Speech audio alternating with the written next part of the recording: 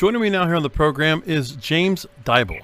He's managing director of London music company Global Sound Group, a music and sound company specializing in music public relations, audio mastering, and music production. The Global Sound Group is a London-based music and sound company which services includes Outsourcer, which what allows users to work with the world's best freelance professionals, GSGM, which is part of the media side of Global Sound Group and provides the global music community with the latest music, news, reviews, and exclusive interviews with some of the world's best musicians. That said, I want to welcome James Dyble to the program. Thanks for being with us on the Broadcasters Podcast. Thank you, Jorge. Yeah, it's a pleasure to be speaking to you. Hey, my pleasure. So, yeah, I'm humbled.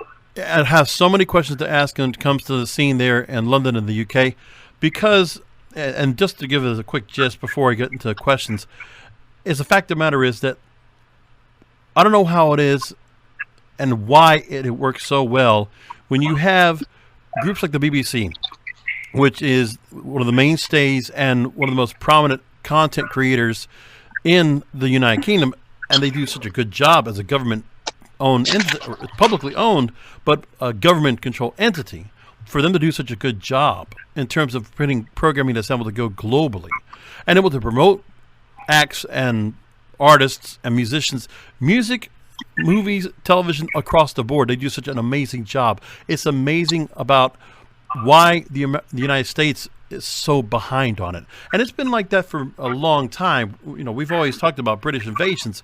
Those only happen because we've had a lot of lulls in the American music market.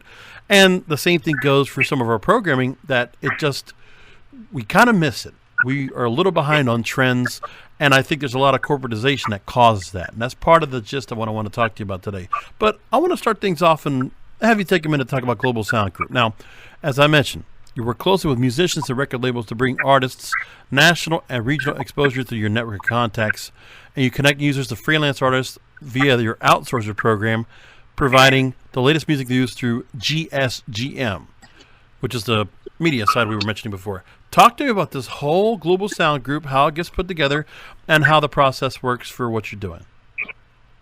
Yeah, absolutely. So, Global Sound Group. So that was a company I incorporated in 2016, and I incorporated it to enable musicians to get into some really great places. I have a huge passion for helping musicians and helping them get onto that next level. Okay, I've been in the music industry for around 10 years. So around 10 years now I've been in the music industry.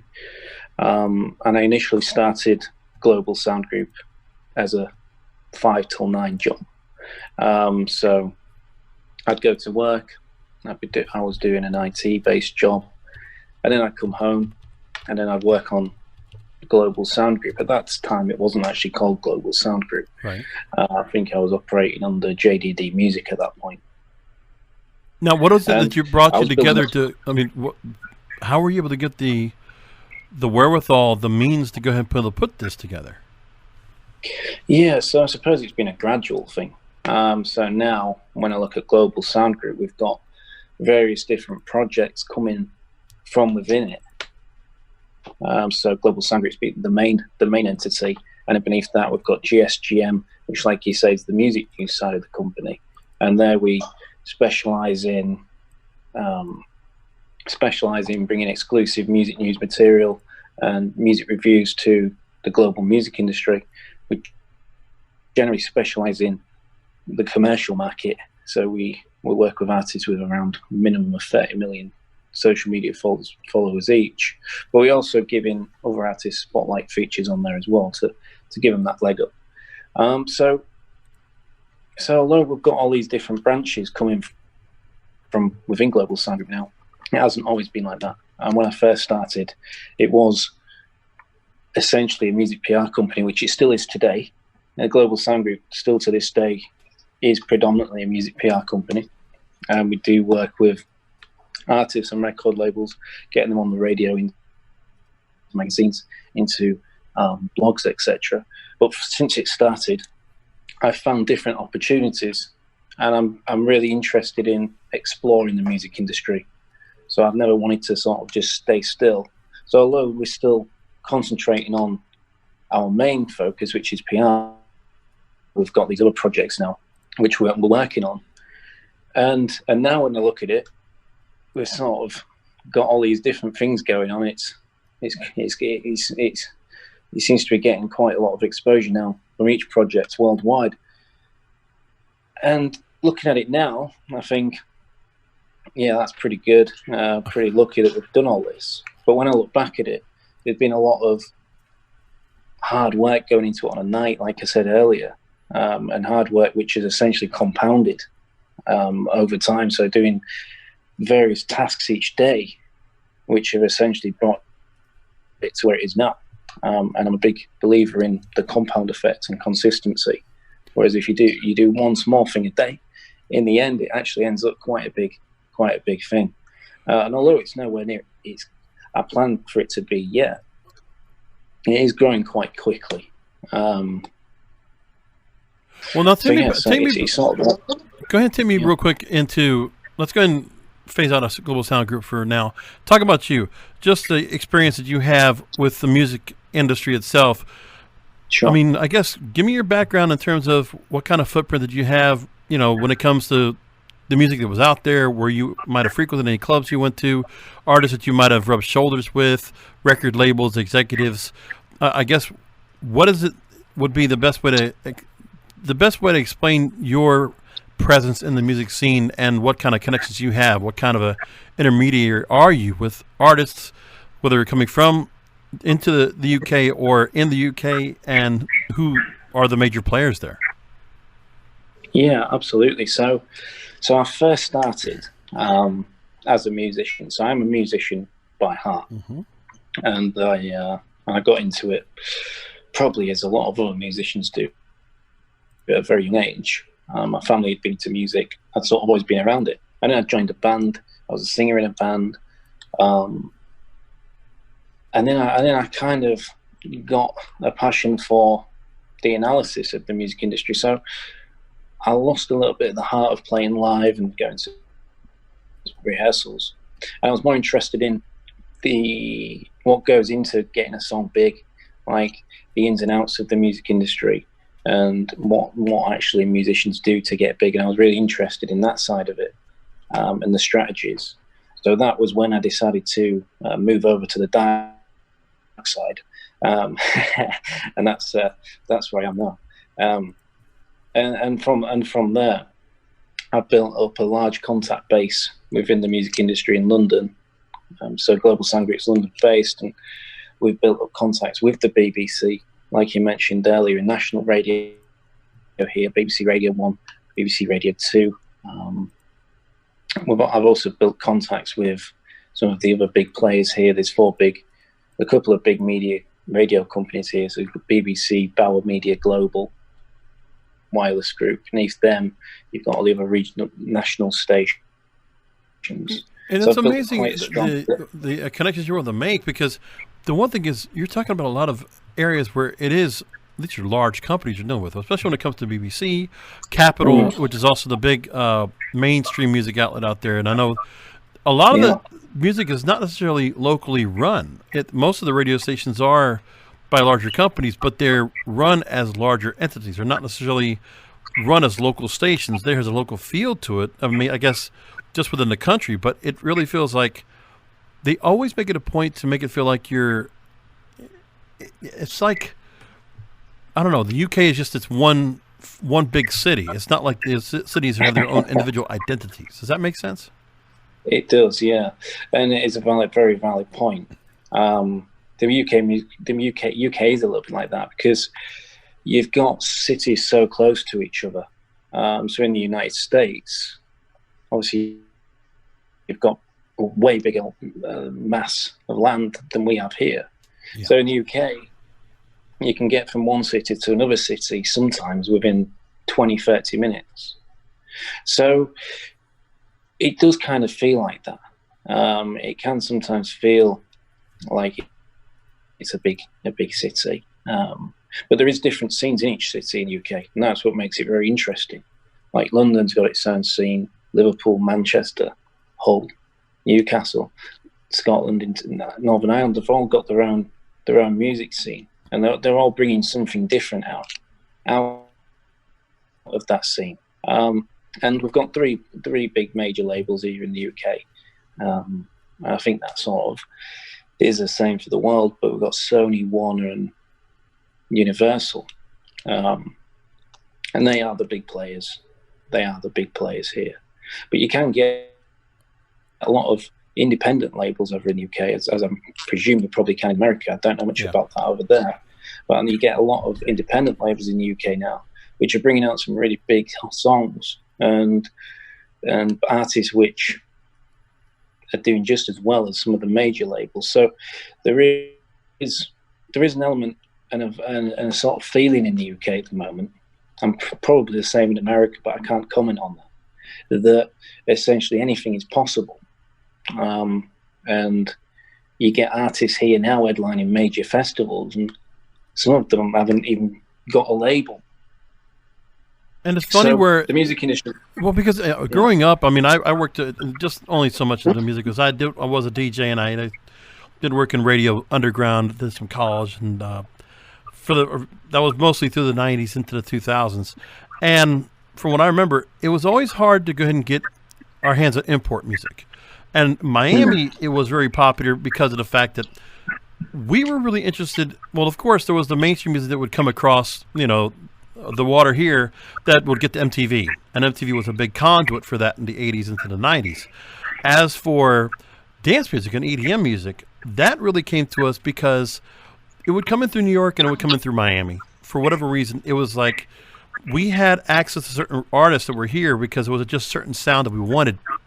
And some of that resonated with what was being brought in from with Germany or whatever it might have been from Europe or the UK. And that's what we really brought on to us. That's what really caught on to our attention. The one thing that happened now is it's much easier for the import music to come in because instead of having to go through the trouble of waiting for the records to show up on our shelves, we now have Spotify and Pandora and Apple. And Spotify, for me, is one of the best places for me to access music that's coming in. And also the fact that the internet just really let us give us a chance to connect the stations across the pond. It's just we didn't have anything else. We needed that access, and it was always hard for us. And so we don't ever have that problem now with trying to access music, because I think whatever kind of music you're into, you can find. But what's been harder is that there are those larger outlets that provide us that music that are always holding back. And that's the one thing I noticed the most part, because a lot of artists that might get played in the UK that take a long time for them to become big stars over here. One of the examples I'll tell right now, which is a big superstar I know in the UK, is Lewis Capaldi. And I remember listening to the official chart in the UK there on BBC One, which plays on Fridays. And I heard his music, going back to late last year. And his first song is just starting to get following notice. It just broke the top 10 of the US just this week. As we record. Is that someone you loved? That's right. And but I know I've heard at least the rest of the album so far on the UK charts, and it's like it's taking so long for that artist to make it over here. And there's others that I would think. Again, this is where it comes down to what music is being done over there that doesn't get brought over here. But I think if it just had access here, and there was a public platform that would actually embrace this music much sooner, we would have much bigger artists that would really diversify the whole music market in general.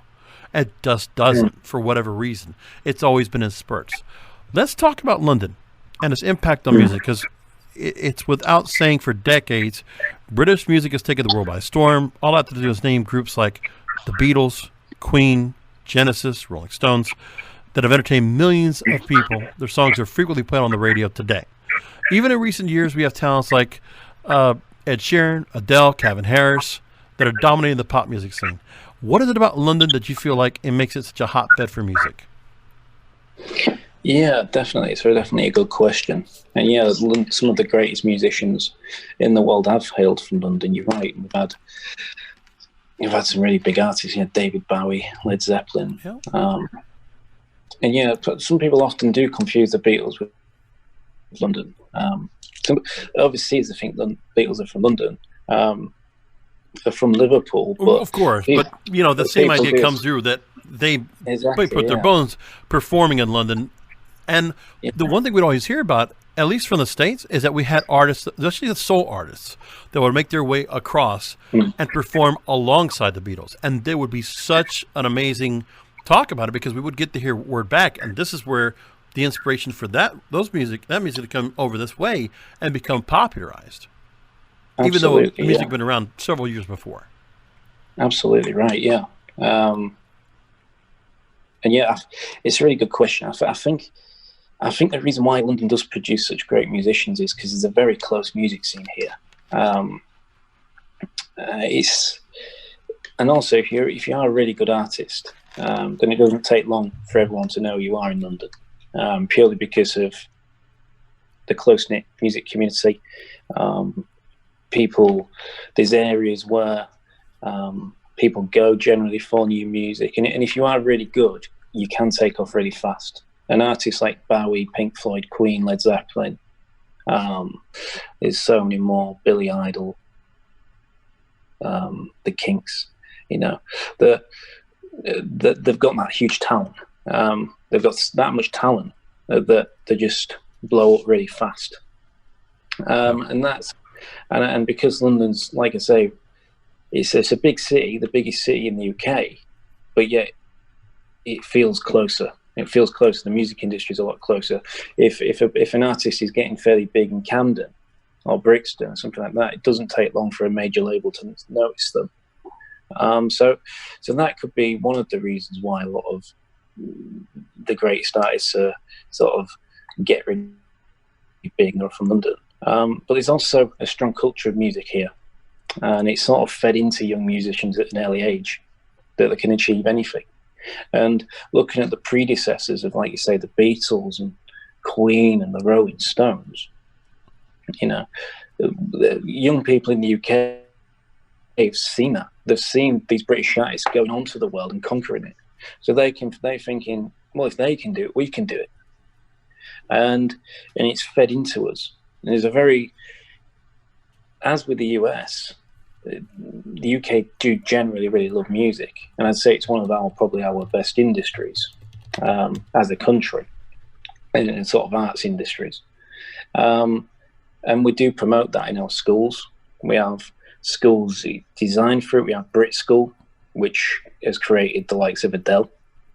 And Adele's from London as well. And now, just to mention, it's always per decade. And here's the other thing that's most important to me is when I look at what British music has brought to the States here, every decade is always something different. Where, when you had punk and new wave, the romantic period, you move in towards the 90s and you have, they are always the predecessors of pop, always predecessors of rock music. When I talk about in alternative music, of course, we had, the mainstays that were here in the 90s were so strong. You had Nirvana and Pearl Jam and others like that. But then on the other side, you had Blur, The Verve, you had Oasis. I mean, Jesus Christ, great music coming out of there. And so different.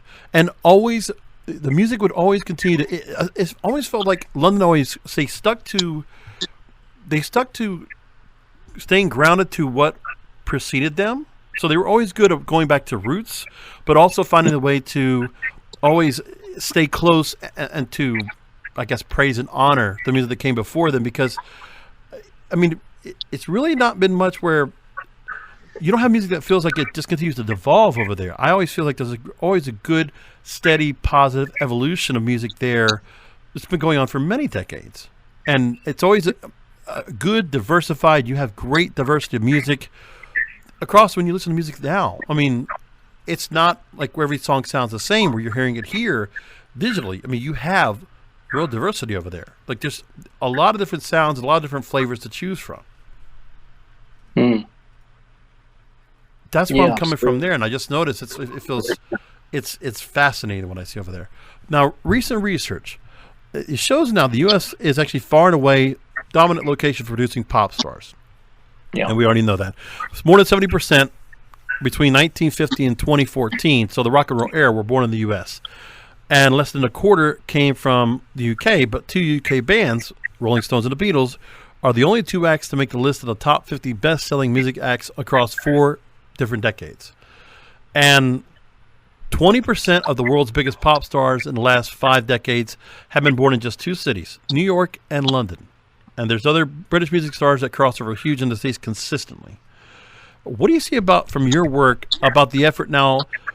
Obviously, the one thing that's most important is artists in the UK, they're trying their hardest to get their music in the States. Is that, I mean, it looks like they're able to cross over genres, but they also want to cross overseas. What can you tell me about the effort that the artists are trying to do now? How important and how big a priority is it for them to get stateside? Yeah, definitely. Well, from my work in the music industry, I can see every day these UK musicians who dream of one day making it in the USA. Every British musician I know or I've spoke to would dream of making it in the USA. And that's just naturally the next step after making it in the UK and Europe.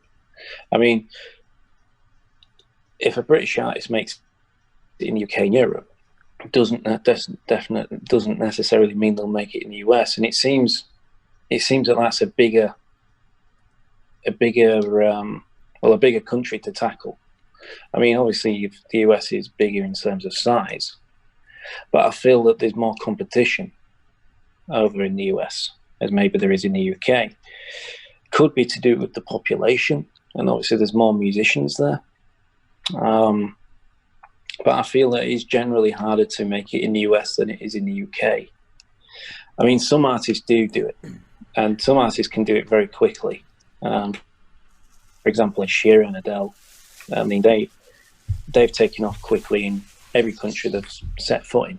Yeah. And I think that is just because they've just got this huge talent. And I think if an artist has really got a huge talent, then they'll make it wherever they go. I think that's what's happened with them. But I feel that a lot of work goes into it. The major labels here in the UK, to our independent artists, everyone wants to make it in the US. And the UK music industry, as myself, hugely respects the US music industry. The United States, you guys have created some of the world's biggest musicians. Some musicians which we probably wouldn't have now if it wasn't for you guys. Elvis Presley, I know the Beatles found influence in him. Yeah. So, although we can say we've got our big stars, you can actually then take it over to the US and some of your musicians, which influenced ours. And I feel that the UK and US have really got this close relationship in the music industry, where generally what works over there works here. A lot of the music you probably find in your charts are probably in our charts as well. No, that's true. But and on behalf of the United States, thank you very much for the compliment. I appreciate that. But I'll tell you what. But I have to go and turn this around, because I think what's important for American artists, and I really feel this wholeheartedly, is that if they're able to make it in the UK, because I've always noticed going back, decades, because I've also been a follower of pop music when it comes to where the United States had American Bandstand for decades. At the same time, the BBC offered Top of the Pops, and for me, it didn't feel like, it was going to be like a very syrupy type pop show, but there were a lot of times, there were certain artists that were groundbreaking and really changed the evolution of music altogether. And for certain stars in the U.S., it was an extremely important testing ground, because if the UK embraced the music there, then it has a very good chance of embracing here. And in some cases, there are certain artists I can think to mind that they excelled better in the UK before they came to the United States. Blondie comes to mind, that they were much bigger there before they made it over here. True. Yeah. No, you're right. You're right. That can happen. And yeah, I have seen that happen before on a few occasions. And I think the other thing too is that there's and this is another side question. One thing I also noticed, that for whatever reason, music can get pushed out. Now, this is another question aside from that, because one thing I noticed about certain songs that get noticed on the radio and streaming in general, music in general, a lot of songs get broken by television still, because there are still shows that are very popular. X Factor for a long time, which got brought over here. Britain's Got Talent, which is brought over here as well. And now there's a show that just got brought here now, which I've heard about for the last year or so out of the UK, called Love Island. And when there are certain songs that are featured on that show, and even on soap operas, of what I've heard, when there are certain songs that get played there, and they might get heard, all of a sudden there's a viral moment that happens for certain songs to go ahead and come in and say, boom, right off the bat. Like Freya Ridings is an artist I've heard now, and she has a song called Castles, and great song. But I would have never heard about her, but then I heard about the story about how her song got played on Love Island. All of a sudden, instant hit, and people, couldn't get themselves, but just got themselves behind the music and just brought it to light. Yeah, absolutely, and TV shows do have that power to break an artist, and it's a great example of Freya Ridings. She got played out. That track got played out on Love Island, and it did blow up, and it did end up hitting the charts. Now, and I think that's to do with your work, I'm just wondering, how important is that television can possibly, with that power that television still has, especially in the UK, is that something in your own outfit that's very important? Are there a lot of contacts within television that you try to keep and reach out to in order to see if that kind of magic can happen for someone you're working with? Yeah, definitely. Music sync's one of the fastest growing areas of the music industry, mainly due to technology. So, for example, before in the past, you'd hear a song on the radio, or you see listen to a song on a TV show, and you think, oh, that's good, but maybe not do anything about it. But now, because we've got the likes of Shazam, and even Spotify, I think it's got a voice song recognition software inside of it. Yes. You can find something instantly. So when a song comes out on Love Island, all it takes is everyone to Shazam it, and then before you know it, it's on everyone's Spotify, and then before you know it, it's in the charts, and then before you know it, you're a big name. So the way the industry is now, TV sync, being in the film, is huge because people Shazam it, and then it'll get in their Spotify or their Apple Music or whichever streaming platform they use. So in answer to the question, you're absolutely right. Us getting artists in TV is the key. If you get any artist on a popular program like Love Island, if it's a good song, you're pretty much setting yourself up for success, because Shazam will go crazy and people do use that. The music industry nowadays is music streaming. So I think streaming now accounts for around 75% of music industry revenue. Right. So if you're a record label and you've got an artist signed to you, you're signed to a 360 deal, where your listeners might not know it, but 360 deal being that the label gets revenue from all angles of a musician's career. A label, if they get an artist on a TV show or in a popular TV show, they're probably guaranteeing that their artist is going to start racking up a lot of streams. So it's therefore going to bring them revenue, which will then mean they can market their artists more. So getting TV shows now is just as important, if not more important, than it ever has been before, in my opinion. Now, Global Music Group, on your website, it mentions that you have tons of music industry contacts and connections to over 4,000 music blogs worldwide. So, yeah, obviously, you have a lot of connections.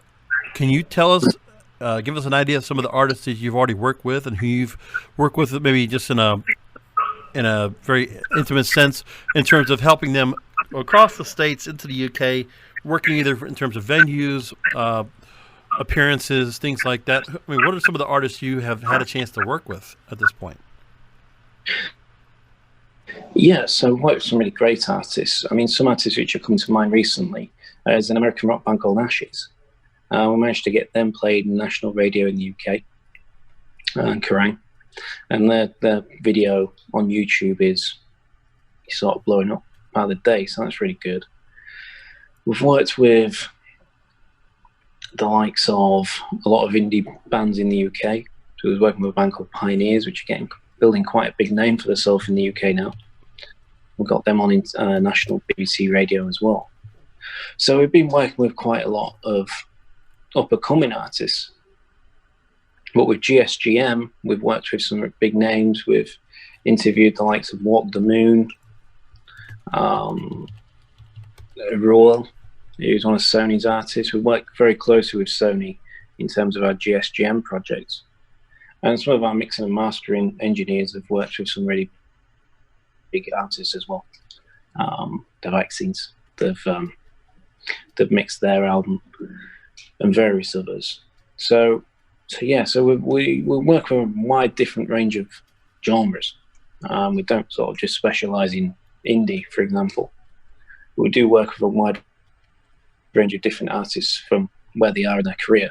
We've worked with artists right from day one, all the way up to artists who have signed. So we do work across the board. Fantastic.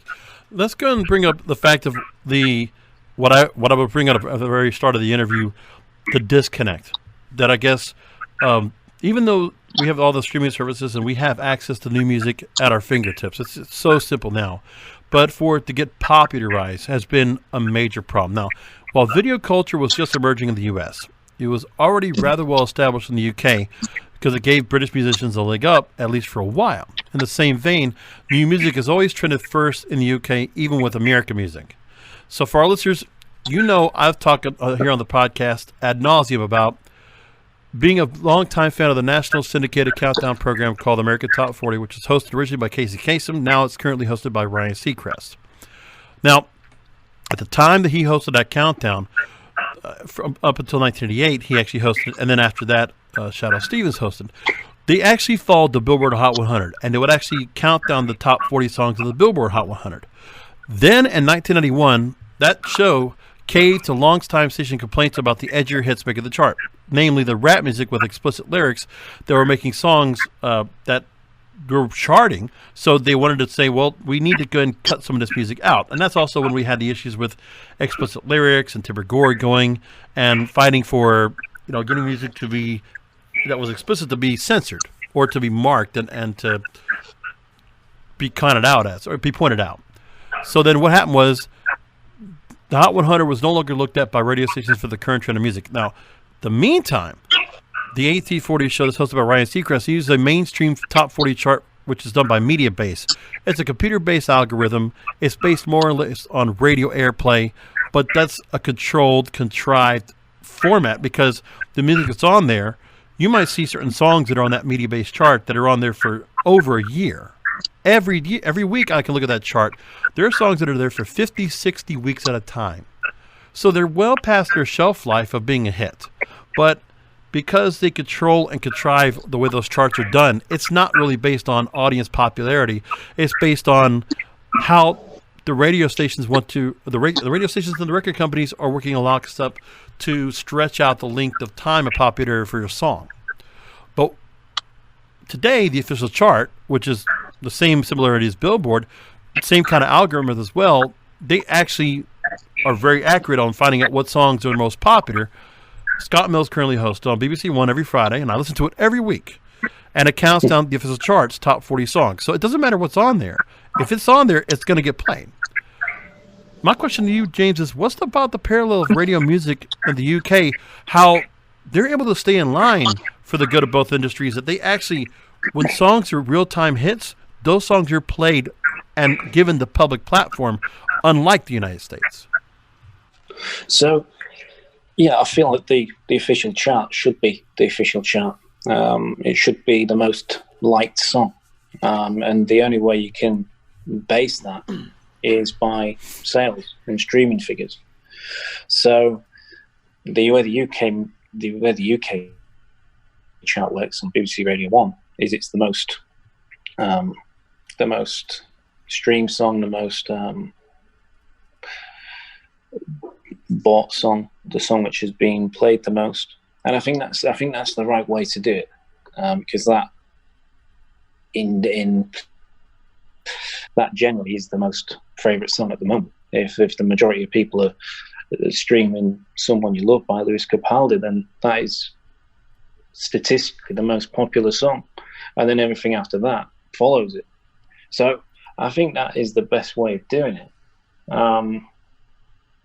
I'm not sure why the US algorithm works like that.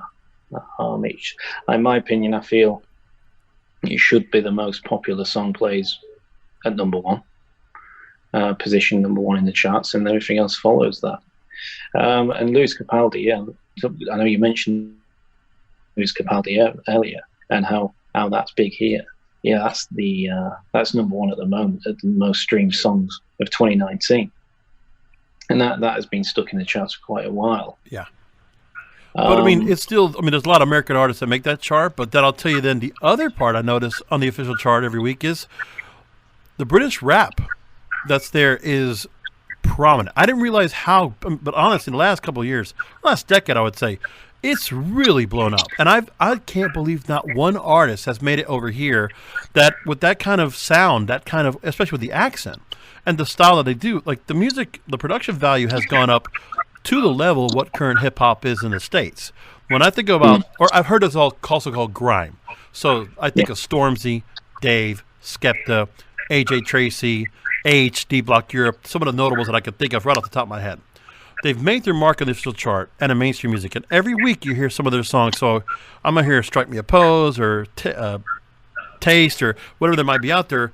And what Stormzy is now working with Ed Sheeran on Take Me Back to London. That's still number one song of the UK. And rap music, for a long time, for almost 3 decades has been synonymous with mainstream music. But now I feel like it's really gotten there big. How do you look at the impact of that on the market in the mainstream market, and how often do you work directly with those kind of artists? Yeah, well, grime in the UK is definitely big at the moment. And like you say, we have had some really big hits from artists like Stormzy, Wiley. I know AJ Tracy, Ladbroke Bro, which is kind of like a throwback to almost like a CNC Music Factory in the 90s kind of feel to it. It's good stuff. I like it. Absolutely, yeah, absolutely. Well, the thing with the music industry is it just go round in circles, and that's how it's sort of the best way of it working. So in the 90s, we had Britpop. In the 2005 era, we had a lot of indie bands and rock bands like Arctic Monkeys, Kaiser Chiefs. And at the moment, it seems to be a lot about grime, and grime really does well at the moment, purely because of these influential artists, which we've just mentioned. And also artists like Ed Sheeran make it even more known and popular, because then they attract maybe pop fans who then actually get into Stormzy. So because of the track Take Me Back to London. And yeah, I feel the UK grime industry is in a really good place at the moment. I'm not too familiar how well it's doing in the US. It's not played at all. There has never been a song that even has come close, which I'm surprised. But I know that, I've seen certain artists that made their way to the U.S. and I know that people that I don't know if they performed here or not, but I know that I've seen certain artists that have made their way over to the U.S. But I don't think anybody wants to touch it. I think they feel like maybe it's almost like reggae music, where I feel like the accent's a little too much, or they might. I feel like in some cases the rap industry is intimidated, because if that came into play, I think that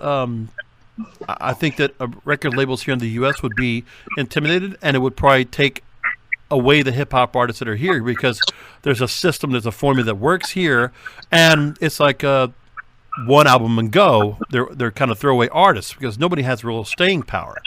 But I feel like if this kind of music, if the British rap came over here and it was given an actual chance, I think people would actually would jive with it. I think they would embrace it. But again, it's kind of left to its own spot. It's only UK, it looks like. Now, rock music is a different story. I feel like in both the USA and the UK, it's underground when it comes to the mainstream, when that was never the case since the beginning of rock and roll. Like we've already mentioned so many artists so far, and I could think of more that I could bring up. But I don't know. So for whatever reason, even on the official chart or Billboard, they don't put that many rock songs up there. They just don't have that popularity. And obviously you work with indie bands that would like to have that kind of popularity, I would imagine. So what do you think about rock music, what the industry has on both sides of the Atlantic? Why has it lost its spot in mainstream music? Yeah. I feel that it's to do with the way the music industry goes around in circles. I feel that some things work at a certain time, and nothing can be sort of replicated in the music industry as well.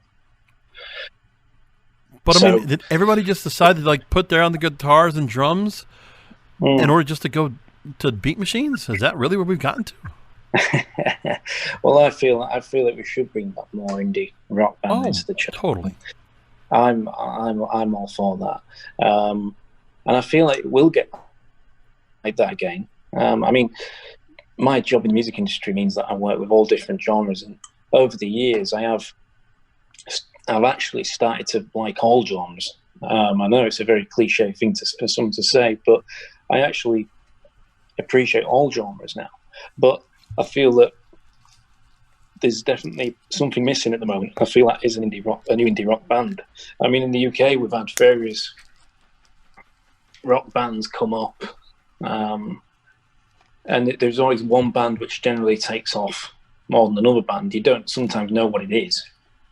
Like you can't really put your finger on what it is. But yet there's always one band which does that. But in recent years, there's been bands which have shown that sort of potential, then maybe have tailed off.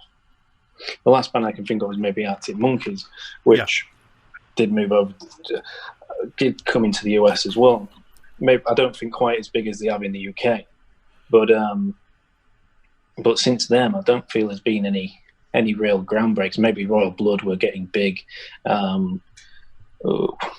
We've had other artists like the 1975, but no one ready to take off like they did. The Beatles, they took off really fast. The Arctic Monkeys took off really fast. And I'm going off a little bit off topic, but I feel that bands like that come around every once in a while. Like the Beatles, obviously there hasn't been anyone who's really come hugely close to them. And I feel that no one can recreate that. I mean, when the Arctic Monkeys got big in the UK, that was because the internet was blowing up, and that massively helped them because that took off online. They were giving free CDs out of venues, and then people went put it online, and it was just at the right time when the internet was getting big, and MySpace, and I think Facebook was just coming in. So that really helped them. Yeah. But the internet is going to be created again, so no one's going to have that same opportunity as they have. So I feel that bands need to constantly reinvent themselves and create unique ways to do it. Not necessarily reinvent the wheel, because processes are still the same on why someone gets big, but creating unique opportunities. And I feel there probably is loads of bands out there at the moment, which in fact I know there is. I know there's some amazing bands out there,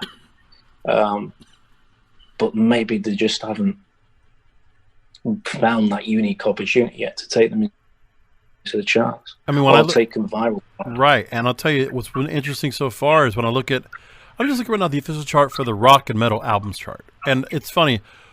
You have Tool, which is one of the top album sellers for rock music, but that's a great band that's been around since the 2000s. Same thing goes for Slipknot, and then when you look at the rest of the top 10, I see Foo Fighters' greatest hits, Dark Side of the Moon for Pink Floyd, and Nevermind by Nirvana, at least. So I just feel like people are looking at rock music as it's just like this antiquated, archaic style of music. It's just nostalgia because there's nothing new that's coming to the forefront that people can embrace on and then continue to go on and then be inspired to do more music like that. And that's what really kind of hurts me right there, and I wish we didn't have that. But now one thing that you have in the UK that's very important, which again the BBC and Capital and all these other stations, they embrace as EDM. Dance music has been so big, and honestly, where I am down here in South Florida, Miami's not that far from me, and the music scene has always embraced dance music. Everything that's coming across, we've always accepted it. It's been big to us. These days, on the current charts there in the official chart, Jax Jones, Kygo now has a song with Whitney Houston, which the higher is a great song, but doesn't get played over here. I think I might have heard it getting to be on a fringe, but nothing that has become mainstream. Mark Ronson puts out great albums. Calvin Harris obviously still puts out great stuff, and a lot of American artists still try to work with these artists as well to get themselves noticed, then to come back over here. And then I noticed that BBC Radio 1, Capital Radio in the UK are top 40 outlets that go head-to-head, actively playing EDM, rap, pop, whatever else trends. One government-operated, one private. How is it, again, that these corporate entities, from what you've seen, and you work with them directly, how are they able to keep up with the pulse of what's hot? How are they not being influenced by other people, and they are not stuck with the issues that America has? Yeah, well, the BBC, for example, they're very good actually on bringing new artists up the ranks. And in the UK, we have a platform called BBC Introducing.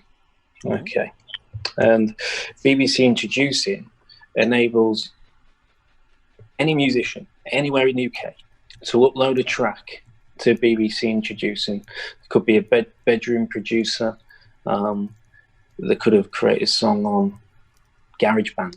You know, they upload it to BBC Introducing, and we have regional stations in the UK. So we have national radio, which is BBC Radio 1, right. And then we have regional stations. So we have like BBC Manchester and BBC Liverpool, BBC Humberside. Okay, and let's say you're an artist and you're living in Manchester, and you're an EDM artist, and you upload a track to BBC Introducing. The local BBC Introducing team will listen to it, and all tracks do generally get listened to. And if they like it, they'll then play it on BBC Introducing Manchester. Okay, so BBC Introducing for that area. Okay. And then it goes into a bigger pot where BBC Radio 1 can then choose from all those different stations. And if they like it, they'll play it on national radio. And that's how they generally keep on top of the pulse. And looking at Introducing since it launched in 2007, it's actually helped launch the careers of the likes of George Ezra, Florence and the Machine, Ed Sheeran was on it, yeah, Jake Bugg, Catfish and the Bottommen, James Bay. These artists, don't know if they're making it over there yet. I know about them because I listen to the BBC and I listen to those artists. I mean, I've heard George Ezra had a monster album in 2018. And it did. It held up very good. And then I know Stormzy this year, he played, there's always the big weekend they have every year that also gives to showcase certain artists. And they're just this monster. And, you know, Absolutely. BBC they have their own DJs that are resident DJs that are part of the station. They go to Ibiza every year. And I'm like, this is a government-owned company. Like, if NPR or PBS ever did anything like this, I think they would be out of their minds. But it's not like that over there. I can't believe it. Not to mention the television shows they do over there are second to none. I mean, you can talk about Black Mirror, talk about Luther. I mean, it's so well done over there. I don't understand how the content's created so well without any major issues. I just don't get why they get it so right. It's amazing. Yeah, no, it's definitely a good. It's definitely a good. It's a good point. I mean, myself, I generally, well, I'm based in the UK, and I generally work here. I work with contacts all around the world. I work with radio stations in the US and in different countries. But I generally just see how it is here. So it's interesting to hear that feedback from obviously yourself. But the thing is, over here, we look at America and think you guys do certain things really well. So I suppose it's one of those things, and I suppose that's why us as countries, we generally very similar in some ways. There's and just that's why artists do well over there, and you come in, you do well as well. Right. No, but don't get me wrong. I mean, there's a thing where, again, like I said, the UK is very important for music. When it comes to every pop artist that comes across, it's going to go across faster and bigger in the UK first. So when it comes to Taylor Swift just putting out an album a couple weeks ago, you had Ariana Grande earlier this year. That was all over the place. And, you know, you have certain artists that they embrace very well in the UK and big fan bases there. Post Malone just putting out an album. And then when I see certain artists that are coming across over here, Ed Sheeran has a couple of songs over here that have made the charts after his new album, but not to the point where I thought he was. Like, I've heard a lot of the songs, and they're good, but it's like they just don't have that kind of push for whatever reason. And I think it's just there's a real constriction. There's a suffocating of what is allowed to make it to the forefront, and that's been a major problem here for years. And it gets exposed more. Actually, matter of fact, I wanted to read. Unfortunately, Billboard now has a paywall for whatever reason. They just started up that they're talking about how radio is behind. And there's been studies. I should send you about this. About how far behind when Spotify, Apple, and Pandora put out new music, that it takes 6 to 12 weeks for that song to chart at the same level as it went on the radio. It takes a long, significant time, and that's what happens. Like that's why, for instance, at the start of the year, I think it was right after Christmas time. I think was when "Somewhere You Loved," as an example. I know we keep going back to that, but it was #1 song I think for about 7 or 8 weeks, and then it's just breaking top 10 here. So it's taking 9 months for a new artist to make it over here and be noticed. And it shouldn't take it that long. We could have had this much sooner. And I think the other thing, too, is that those that are here that have the control as to what can make it onto popular outlets, we don't have any places where people can perform live. Like, for instance, BBC Radio has Live Lounge. And that's huge because everybody gets to watch what's going on there.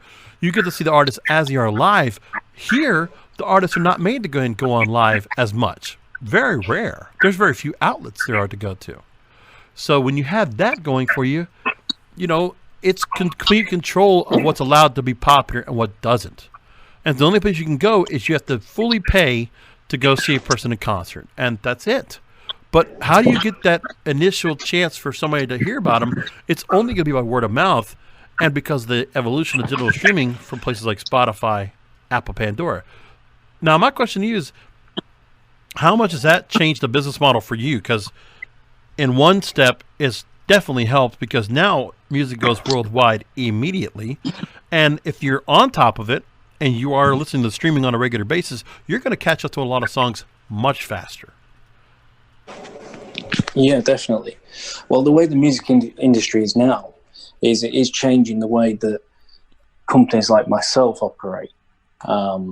We generally concentrate now a lot on Spotify playlists, getting into Apple, getting really strong playlists on streaming platforms is really important these days because that's where the majority of people listen to music now.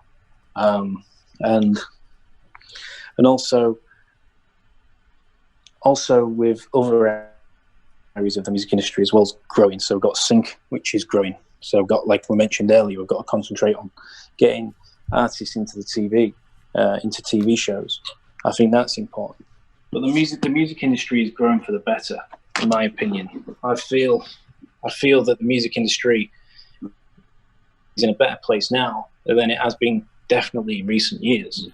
So the global recorded music market grew by almost 10% in 2018. So last year it grew by 10%, which is really strong result. And that's the 4th consecutive year of growth.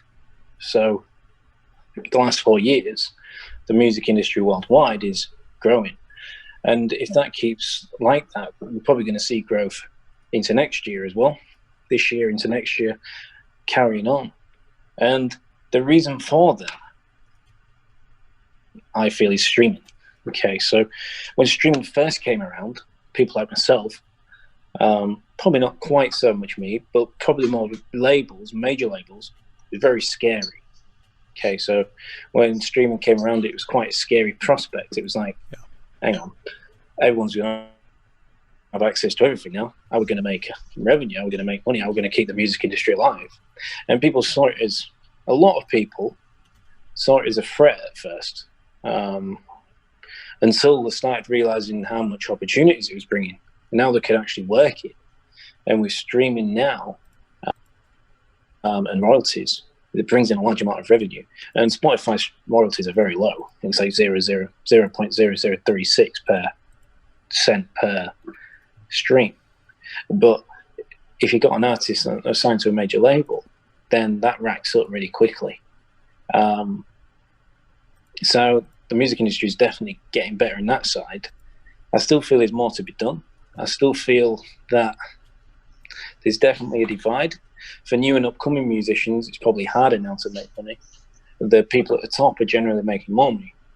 So it can be harder for that. Obviously, musicians nowadays make money from gig tickets and merchandise, and maybe selling odd vinyl. Cassettes, I know, are on the increase. I know in the US, they're on the increase over there. And I feel that that's a fad. I don't think that'll last, but we'll see. But I know that cassettes are definitely on the increase in the US, which I thought was quite surprising. But yeah, coming back to the initial question, actually, I just remembered it's 23% actually cassette tape album sales were up in the US. Right. I read that the other day. So that's pretty madness, I think. With things like that coming back, I think that's just because they're retro, cool, and quirky. But yeah, coming back to the initial question, the way the music industry is now I have to work it. I feel it's for the better. I feel Shazam, Spotify. I'm presuming Shazam's US as well. A little bit, but not as. I mean, really, I don't think Shazam gets as much at all. Kind of play as it does in the UK. Because when you were telling me, I'm saying to myself, wow, they don't talk much about Shazam over here. It does, but it's very little bit. Shazam's big over here, but I mean, I'm probably basing that opinion on my friends. But that's because I've got quite a lot of music friends. But everyone I know of Shazam, and in my opinion, I don't know what I'd do about Shazam, because there's times I'm wherever and I hear a song, I Shazam it, and it instantly goes on my Spotify playlist. It's amazing. And I feel that that's incredible, and that's helping TV sync, and that's helping breaking artists as well, getting artists bigger. The way the music industry is now, I feel it's all about adaptability. Over here is probably more uncertainty more than ever because we've got Brexit looming.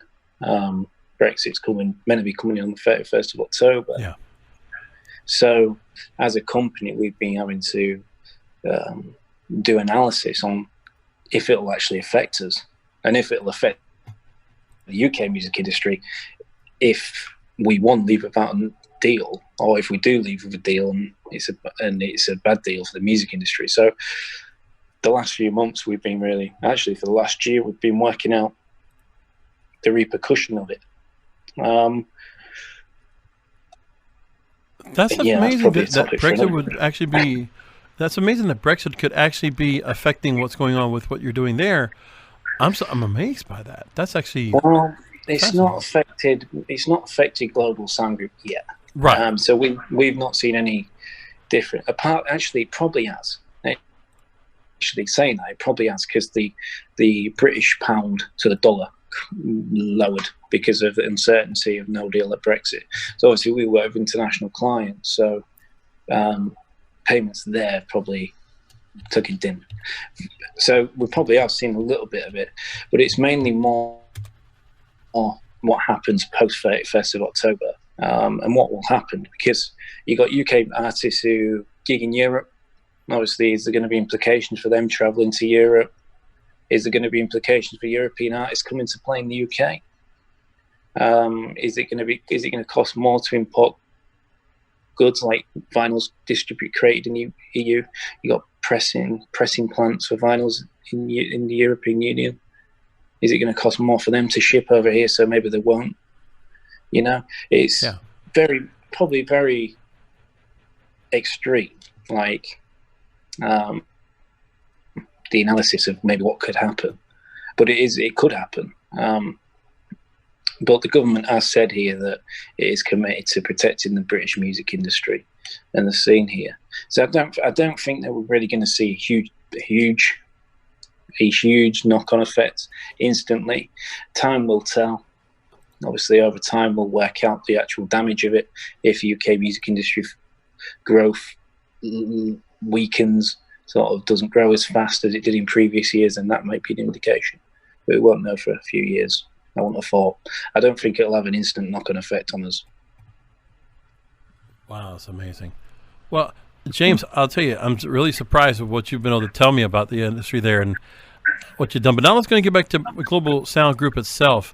Just really quickly, talk to me about if there's any one thing you could tell any artists that are looking to get themselves noticed about what you learned, that what works best in the UK in order to get an artist to be noticed and to go viral. Is there anything that particular works best that you think will work worldwide? Any artist that you've worked with now, that's most important, what they need to have, what ducks they need to have in a row in order for them to find success? I believe that artists need to be unique. I believe that artists need to be doing something slightly different to others. Okay, and that's not just in terms of music. So creating the music is just one part of it, but then their image, the way they're pitching the music, where they're playing, those sort of things, it has to be different. Okay, various artists like Billie Eilish. Okay, Yep. huge now, huge in the UK. Oh yeah, Very young, very different, very different. Not necessarily hugely, but there's something about her which is different. And I believe that that's what sets various people apart in the music industry. But I feel that create a unique image, create something on your own. Don't follow the status quo. Don't do what everyone else is doing. Do something you really love. Okay, if you have a passion for it, then it'll probably do well. The same with a job. If you've got a passion for a job, you'll probably do well at it. Have a passion for the music. Don't just sort of put music out there because you think that's what everyone else wants. Do create music which you like and what you're passionate about. Because at the end of the day, you're probably going to end up playing it for the next 30 years. So you want to be writing really strong music which you like yourself. I think that's important. Think differently. Think outside the box. Don't just follow everyone else. Try new things and don't be afraid of that. Don't be afraid of being different because that works in the music industry. I think that's very well said. Because I'll tell you, I don't know if you noticed this as well, but it's always when we get to the change of a decade, towards the end of a decade, we start seeing the signs of what the next decade will it's holding for us in terms of music. I think Billie Eilish is a very large example of what we might be seeing in terms of what kind of music we have in the forefront. And what happens again? Great example. Her album comes out in March, and then all of a sudden, several of her songs make it into the top 40 there, or they make it on the official chart. The album becomes an album bomb, as the phrase I've heard it called, where it just all the songs are on the chart. All the songs make it on the chart, and then because the UK, they follow the official chart, they actually are in lockstep and synced with what's going on. So when the songs are on the chart there, it's on their charts. Meanwhile, it took another 2-3 months before she started really becoming anything significant here. And it's funny because I would see, oh, look, NME just put a big feature piece on her. And it only took, another 3 months for Rolling Stone to do the same thing? Like, she's an American artist. Why is it taking that long? There's a disconnect. And it's not the disconnect with the listeners. It's the people that are controlling the music industry and the radio industry in general. And that's a major problem. And I'm glad you guys don't have that problem.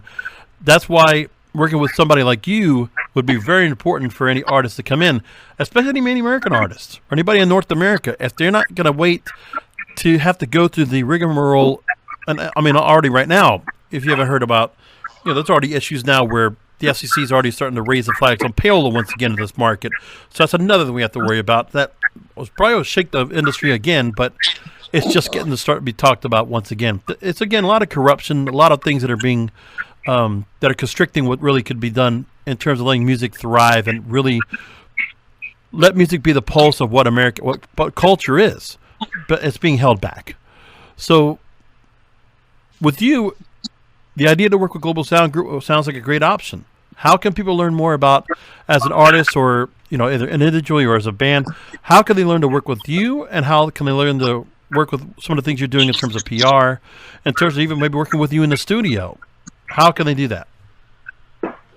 Absolutely, yeah. I mean, we love to work with new artists, and we're always looking for new music. And the best way to get music to us is on our website, which is www.globalsoundgroup.com. And on there, you can then submit a track to us, and one of our team will take a listen. And if we feel it has potential, then we'll be in touch. Now, are you worried only about when you do review records or review music? Is it a matter of that there's no kind of limitation as to where you try to go and promote this? Like, so say if your team determines a song would be really good, would you try to promote it in the U.S., or do you feel like start with the U.K., see what happens here, and then expand the growth globally? Absolutely, yeah. If we feel it's doing well in the UK, and we feel there's a market, and we've done market research in the US, and we know the same as a business product. So obviously, if you're going to release a business product, you've got new handheld device or anything electrical, you do market research to see if it's actually what people want. Okay, if we've done that in the UK already, and people in the UK wants it, then we'll probably say, well, most likely people in the US probably might want it as well. So in that instance, we would probably delve over there, and we have done that before, and we have worked with and pushed artists over there as well, mainly in terms of blogs. The US radio network would probably have to spend more time on that. We're specialising in the UK radio network, but in terms of the media in the US, yeah, we definitely delved into that. But as the company grows, and as it grows over the next 5-10 years, then I plan to have a base in the US. I see the US as being a really influential place. I see it as a place for the future of Global Sound Group. Although we're London-based now, I see that I want us to create a base over there as well, and start doing what we're doing here over there. But if there's any if there's any artists listening to this now and they feel that the UK is waiting to listen to their music, then definitely send us the music, and we'll definitely be listening to it. And we do have a slight screening process, but that's just to make sure that the artist is at the right time in the career for the opportunity. Sometimes we get artists and send us music, and we might say, well, we'll give advice and guidance on next steps, if you like, and give them the guidance to get up to that level of where it can get national play, for example. But we do listen to everything, and we do offer feedback, and yeah, we love finding new music. We love listening and working with new artists as well. And we have a lot of artists from the US. I'd say probably 60% of our clients are US based. So yeah, we're definitely familiar with a lot of American artists, and I think there's a lot of great music coming from there at the moment. And I also want to make notice, of course, when it comes to music news, I would also recommend going to GSGMmedia.co or GSGmedia.co. I notice you also have that. You also have a couple of Spotify playlists you feature on there as well. And one other thing I want to ask about is Outsourcer. So the chance to work with freelance professionals. Really quickly, tell me about that and how they can learn more about how they can get to work with some other professionals if they're looking to find those other people that might actually be able to complement and be the final fit for an artist to get a record put out. Yeah, Outsourcer it's a freelance marketplace, and it enables users from all around the world to work with some of the world's best professionals. So, for example, if you're a new artist, you've got a single, it's amazing, you spent all your time in the studio getting it sounding really hot, you want to get a graphic, you want to get a really strong single cover or graphic for this to go alongside it. Okay, on Outsourcer, you can jump on there, www.outsourcer.co, and essentially you can search for a graphic designer, and you can get a really high quality graphic design created for sometimes as low as $5. Works in a similar way to Fiverr, Some of your listeners might be aware of that. Yes. But it has various different unique selling points and differences to it. Although if you look at it from the shell, you might think it's the same. It's got different things to it. But in some ways it works in a similar way. So you can get stuff done really quickly at really cheap, at really good prices. And you can get some really high quality products. And the music industry needn't be expensive. And that's one thing I see often with musicians. They come to me and they say, James, I've got this track, it's amazing. I need to get a music video created. But they say I haven't got £10,000 available to get a good video. Right. And I say, well, why are you worrying about that? It's not about the money. If you look at Ed Sheeran, he released his first single, The A-Team. It sold 58,000 copies in the first week. It was his first single to be released. The music video for that cost £20. 20 British pounds is about $23. Oh my God. Yeah. And that's become one of the, it's a very unknown fact, but it's true. And if an artist like that can do it, then there's nothing stopping anyone else. I'm all about quality, not about how much it is. So one thing I will say, musicians, because I used to be like that as well. When I was first getting into music, I thought, well, how can I compete with these big boys when I've got all this money? It's not always that hard, That's fantastic. Yeah. Well, anyway, there's the opportunities out there. And I think just for music artists, I think hopefully this will open the eyes of some people out there to realize, that it's kind of expose and let people know that, there is a place for music to thrive and to be noticed. And the UK is a great place as a starting ground. And I think people should notice that once again, obviously, because we mentioned it's a hotbed of music. There's a legendary legacy behind what the London music scene has done in terms of embracing the music, putting it out there, making music popular, because that's probably the best way for music in the U.S. to really get over. If you can't get it over through normal means because payola, the record companies, the radio companies have their own agenda, then cross over. One thing I'll tell you is that there are a lot of constrictions being made by the record companies, the radio stations. There's a lot of big suits that are controlling what's going on with the market, but it's very promising. And I would think it's very promising to a lot of artists here. If they're looking to find their way to get their music heard, it's best for them to probably cross over from the UK into the US. For whatever reason, I think it's just a better chance to get heard. And I think that's where things are, is that you have to find another route to get your music noticed in some way, shape, or form. Because, streaming is there for you, but also the promotion, trying to get yourself noticed, it's not as easy as you would think, given all the technology that we have now. So real quickly, tell us again the website for Global Sound Group, and again where we can learn more about where to work with you. Give me the website one more time before we wrap things up. Yeah, so the best place to contact myself and contact our team is to visit www.globalsoundgroup.com, and on there it gives a bit more information on what it is exactly which we do, and also you can click onto some of the other projects we're working on, like GSGM and Outsourcer as well.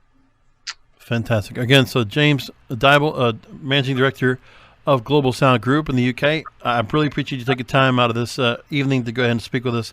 Thanks for making time, and best of luck, and cheers. Thank you, Jorge. Really appreciate it. My pleasure. Thank you. Bye. All right, we're clear. All right, well, thank you, James.